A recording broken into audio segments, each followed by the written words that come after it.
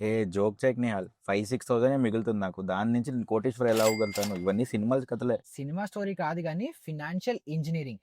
6,000 rupees every month SIP చేస్తే ₹1,00,00,000 వస్తుంది. అయినా సరే ₹6,000తో ₹1,00,00,000 అంటే ఫస్ట్ కామ్‌గా విను. ఈ 6,000 రూపీస్ ఏదైతే ఉందో దీన్ని మనం 3 పార్ట్స్‌గా డివైడ్ చేయాలి.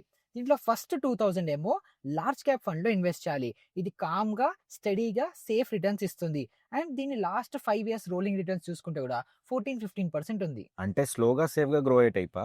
అంతే. ఇంకా నెక్స్ట్ 2,000 రూపీస్ ఏమో ఫ్లెక్సీ క్యాప్ ఫండ్స్‌లో ఇన్వెస్ట్ చేయాలి. ఇవి బ్యాలెన్స్‌డ్‌గా ఉంటాయి. High risk, high reward. ఇంకా లాస్ట్ 5 ఇయర్స్ రోలింగ్ రిటర్న్స్ చూస్తే 23-24% ఉంది.